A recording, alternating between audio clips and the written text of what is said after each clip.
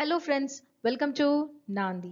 ఒకప్పుడు ఓన్లీ ఈనాడు పేపర్ నుంచే మీకు న్యూస్ ఇన్ఫర్మేషన్ ప్రొవైడ్ చేసేవాళ్ళము. కానీ ఇప్పుడు అలా కాకుండా డిఫరెంట్ సోర్సెస్ నుంచి న్యూస్ కలెక్ట్ చేసేసి most important current affairs will be discussed from now. That is your new initiative current affairs express. Solar Storm అంటే సౌర తుఫాన్ అండి. లాస్ట్ 4 ఇయర్స్తో పోలిస్తే ఇప్పుడు ఎర్త్ ఎక్స్పీరియన్స్ అయ్యే ఈ సోలార్ స్టార్మ్ అతి పెద్దదిగా భావిస్తున్నారు. అంతేకాదండి, ఇది very high speed, that is almost 1.6 million kilometres per hour వేగంతో సోలార్ సిస్టంలో తిరుగుతుంది. So what is this actually a solar storm means and what is the impact on earth తెలుసుకోవాలి మనం. Actually it is a disturbance created on the sun. ఇప్పుడు మీరు ఈ వీడియోలో చూస్తే sun certain very highly charged పార్టికల్స్ని ప్రొడ్యూస్ చేస్తుంది when there is a disturbance within the sun.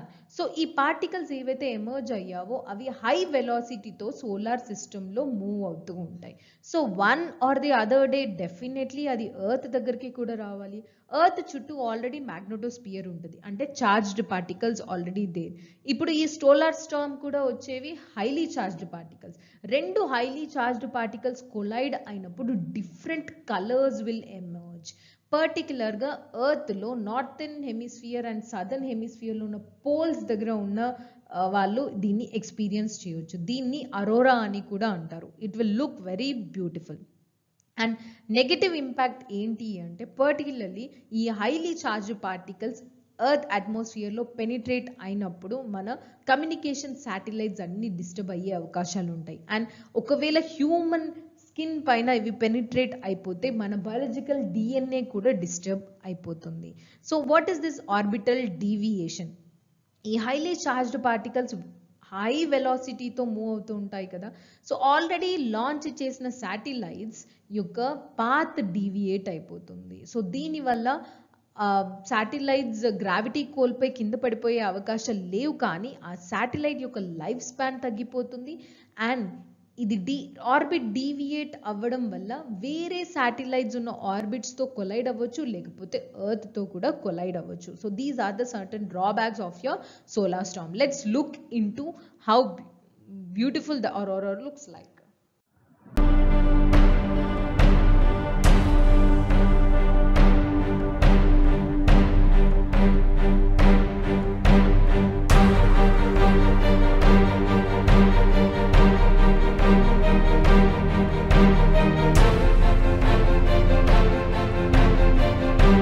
India meteorological department, that is IMD, 4 different colour కోడ్స్ని announce చేస్తుందండి. Natural calamities like heavy rainfall, cyclones, snow storms, ఇంకా ఏవైనా dangerous weather events ఏవైనా ఇండియాని experience అవుతున్నప్పుడు ప్రజలకి certain warning system and information ఇవ్వడానికి ఈ 4 డిఫరెంట్ కలర్ కోడ్స్ యూస్ చేస్తుంది. Green indicates that the situation is fine, అసలు ఎలాంటి ప్రాబ్లమ్స్ లేవు వెదర్ కండిషన్స్లో, everything is fine or all is well. Yellow indicates that ఎవరైతే గార్డ్స్ ఉంటారో వాళ్ళు అందరూ అప్డేట్ అయ్యి ఉండాలి to handle the situation. Like వచ్చే కొన్ని రోజుల్లో ఎక్స్ట్రీమ్ వెదర్ కండిషన్స్ వచ్చే అవకాశాలు ఉన్నాయి, మేము డైలీ అప్డేట్ చేస్తాము, కానీ అప్పటి వరకు మీరు అప్డేట్ అయ్యి ఉండండి అని చెప్పేసి గార్డ్స్కి ఇన్ఫర్మేషన్ ఇస్తుంది. Orange indicates that be prepared. So ఖచ్చితంగా మీకు extreme damage to communication disruptions or మీరు ఎవాక్యుయేషన్ ఏవైతే ప్రోగ్రామ్స్ ఉంటాయో అవన్నీ బేసిక్ నెసెసిటీస్ రెడీ చేసుకోండి అని చెప్పేసి ఈ ఆరెంజ్ కలర్ కోడ్ ద్వారా చెప్తుంది. రెడ్ కలర్ కోడ్ అంటే it is high level warning. ఈ ఎక్స్ట్రీమ్ డ్యామేజ్ కంటే ఇంకా ఎక్కువ డ్యామేజ్ అయ్యే అవకాశాలు ఉంటాయి. Like even disaster management response teams ఏవైతే ఉంటాయో వాళ్ళు అందరూ వచ్చి రెస్క్యూ అండ్ ఆపరేషన్స్ అవన్నీ చెయ్యాలి అని చెప్పేసి indication. These are the different 4 colour codes given by your India meteorological department. ఇప్పుడు IMDకి వస్తే అది ఎప్పుడు ఎస్టాబ్లిష్ చేశారండి? 1875. Question number 1, like which organizations established in 1875. మీకు హిస్టరీలో 1875లో చాలా ఇంపార్టెంట్ ఆర్గనైజేషన్స్ ఎస్టాబ్లిష్ చేశారు. Like I'll give you one example, that is Arya Samaj. So apart from that మీరు ఇంకా ఏ ఆర్గనైజేషన్స్ ఎస్టాబ్లిష్ చేశారు 1875లో కామెంట్ బాక్స్లో ఆన్సర్ చేయండి. That is your question number 1. So even your India meteorological department was established on 1875. ఇది ఏ ministry కింద వస్తుందండి? Ministry of earth and sciences. దీని మెయిన్ ఇంపార్టెంట్ ఆబ్జెక్టివ్స్ ఏంటి? మెటీరియాలజికల్ అబ్జర్వేషన్ చేసి వెదర్ ఫోర్కాస్టింగ్ చేయాలి and seismology like study of earth quakes అండి. So ఇవి main work of this India meteorological department. జనరల్గా దీని హెడ్ క్వార్టర్స్ న్యూఢిల్లీలో ఉంటుంది, కానీ రీజనల్ ఆఫీసెస్ కూడా ఉన్నాయి, 6 రీజనల్ ఆఫీసెస్. అండ్ ఈ India meteorological department world meteorological ఆర్గనైజేషన్లో one of the 6 regional specialised, అంటే 6 రీజనల్ స్పెషలైజ్డ్ మెటీరియాలజికల్ సెంటర్స్ ఉన్నాయి వరల్డ్ మెటీరియాలజికల్ ఆర్గనైజేషన్స్లో. దాంట్లో ఒకటి ఐఎండి. మన నార్త్ ఇండియా ఓషన్లో cyclone namings or weather forecasting ఇవన్నీ వరల్డ్ మెటీరియాలజికల్ ఆర్గనైజేషన్స్ లెవెల్లో ఐఎండి చేస్తుంది. And this is the logo of our IMD.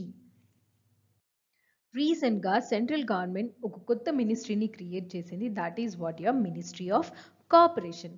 యాక్చువల్గా కోఆపరేషన్కి సంబంధించిన యాక్టివిటీస్ ఇంతకు ముందు మినిస్ట్రీ ఆఫ్ అగ్రికల్చర్ డీల్ చేసేది, కానీ ఇప్పుడు ప్రస్తుతం ఆల్రెడీ హోమ్ మినిస్టర్గా వర్క్ చేస్తున్న అమిత్ షా గారికి ఈ బాధ్యతలు అప్పగించింది.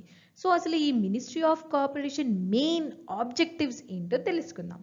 లైక్ ఆల్రెడీ ఇండియాలో కోఆపరేషన్ మూవ్మెంట్ అవుతుంది. సో ఆ మూవ్మెంట్ని ఇంకా ఎక్కువ స్ట్రెంగ్తెన్ చేసి India ease of doing business ర్యాంకింగ్లో ఇంకా మంచి ర్యాంకింగ్ పొందాలి. అండ్ అంతేకాదు ఒక స్టేట్కి ఇంకో స్టేట్కి మధ్యలో కోఆపరేషన్ ఇంకా ఎక్కువ బిల్డప్ చేయడానికి మల్టీ స్టేట్ కోఆపరేటివ్స్ కూడా ఎస్టాబ్లిష్ చేయాలి అనేది దీని మెయిన్ ఆబ్జెక్టివ్.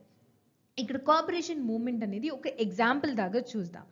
ఇప్పుడు ఫర్ ఎగ్జాంపుల్ ఒక ఫార్మర్ 10 bags ఆఫ్ రైస్ని ప్రొడ్యూస్ చేస్తున్నాడే అనుకోండి. సో తను మార్కెట్లో అమ్మేటప్పుడు తనకి అంత బార్గెనింగ్ పవర్ ఉండదు, ఎందుకంటే customer will have a choice, like ఈ ఫార్మర్ కాకపోతే నేను ఇంకో ఫార్మర్ దగ్గర కొనుక్కుంటాను అని చెప్పేసి. సో ఈ ఫార్మర్ చాలా తక్కువ డబ్బులకి అమ్మితే తప్ప కస్టమర్స్ కొనరు. So it will be a huge loss for the farmers. ఇదే కదా మెయిన్ ప్రాబ్లం, లైక్ ఆల్మోస్ట్ చాలా మంది ఫార్మర్స్ సూసైడ్ చేసుకోవడానికి కూడా రీజన్స్.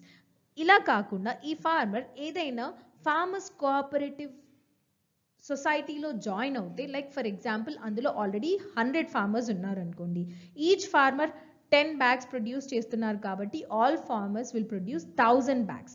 సో ఈ 1000 bags ఆఫ్ రైస్ ఏదైనా ఒక ఇండస్ట్రీకి అమ్మేలాగా కాంట్రాక్ట్ పెట్టుకోవాలి. సో కంటిన్యూస్గా తను ఎంత ప్రొడ్యూస్ చేస్తారో అంత బార్గెనింగ్ పవర్ ఉంటుంది. ఈ ఇండస్ట్రీ కాకపోతే నేను ఇంకో ఇండస్ట్రీకి కూడా అమ్మగలను అనే కాన్ఫిడెన్స్ ఫార్మర్స్లో ఉంటుంది. That is what to gain the bargaining power at grass root level. ఈ కింది స్థాయిలో వర్క్ చేసే వాళ్ళందరికీ, డైరీస్ కావచ్చు, poultry or any animal husbandry, sugar industry, ఇలా ఫార్మర్స్ వీళ్ళందరూ కోఆపరేటివ్ సొసైటీస్లో జాయిన్ అయితే వాళ్ళకి బార్గెనింగ్ పవర్ ఇంక్రీజ్ అవుతుంది. So this is called the cooperation movement. And దీనివల్ల గ్రాస్ రూట్ లెవెల్లో ఉన్న చాలా మందికి రెగ్యులర్ ఇన్కమ్ వస్తుంది and they will benefit for long time. యాక్చువల్గా కాన్స్టిట్యూషన్ అండ్ పాలిటీ కింద వస్తే ఈ కోఆపరేటివ్స్ మనకి స్టేట్ లిస్ట్ కింద వస్తుంది. According to our 7th schedule, certain laws are divided into state list, concurrent list and union list. Yes, so ఈ state list కింద agriculture and cooperatives వస్తాయి. కానీ ఇప్పుడు ministry of cooperation central government create చేసింది. So maybe state సబ్జెక్ట్స్లో deal చేసే intrude అవుతుందేమో అని చెప్పేసి చాలా స్టేట్స్ భావిస్తున్నాయి. అండ్ ఇంతకు ఒరిజినల్ కాన్స్టిట్యూషన్లో మనకి కోఆపరేటివ్ సొసైటీస్ అని ఏది లేదండి. 97th కాన్స్టిట్యూషనల్ అమెండ్మెంట్ ప్రకారం ఆర్టికల్ 19(1)(c) అంటే ఫండమెంటల్ రైట్గా డిక్లేర్ చేశారు. If anyone want to establish a cooperative society, then they can establish. It is a fundamental right. And they also introduced Article 43B under your directive principles of state policy. దీంట్లో ఏంటి అంటే states ఏవైతే ఉంటాయో ఈ cooperative societies promote అయ్యేలాగా policies and measures తీసుకోవాలి. And part 9B exclusive for cooperative societies was introduced in constitution. రీసెంట్గా virgin galactic space tourism company నుంచి ఒక 6 astronauts including 71-year-old the company owner Branson గారు కూడా స్పేస్కి వెళ్ళి అక్కడ ఫ్యూ మినిట్స్ గడిపి మళ్ళీ బ్యాక్ వచ్చేసారు. సో ఇక్కడ మనం ఎగ్జామ్స్ పాయింట్ ఆఫ్ వ్యూలో ఏమేమి తెలుసుకోవాలి అంటే ఫస్ట్ అండ్ ఫార్మోస్ట్ ఈజ్ ఇండియాలో పుట్టి పర్టికులర్గా ఆంధ్రప్రదేశ్ గుంటూరుకి సంబంధించిన పర్సన్ బండ్ల శిరీష గారు కూడా ఈ 6 ఆస్ట్రోనాట్స్లో ఒకరు ఉన్నారు. వాళ్ళు యూజ్ చేసిన space ship VSS unity 22 space ship అండి. సో ఇండియా నుంచి ఇప్పటి వరకు ఇండియన్ ఆరిజిన్ అయ్యి ఉన్న వాళ్ళ దాంట్లో పోలిస్తే ఇండియన్ ఉమెన్తో పోలిస్తే తను third women to reach space. First Kalpana Chawla garu and Sunita Williams. India నుంచి అయితే fourth person, like first Rakesh Sharma, Kalpana Chawla, Sunita Williams and fourth is Bandla Sirisha. ఇండియాలోనే పుట్టిన వాళ్ళ ఉమెన్లో కన్సిడర్ చేస్తే తను సెకండ్. ఎందుకంటే Sunita Williams India American. So తనని తీసేస్తే కల్పన చావ్లా తర్వాత మళ్ళీ ఇండియా నుంచి స్పేస్కి వెళ్ళిన వాళ్ళ దాంట్లో బండ్ల శిరీష గారు రెండో పొజిషన్లో ఉన్నారు. So these are the important things you have to remember for exams. And Andhra Pradesh government recently renamed this Telugu academy as Telugu and Sanskrit academy. Under a rules అంటే తెలుగు అకాడమీ రూల్స్ ప్రకారమే. July 11th is celebrated as World Population Day అండి.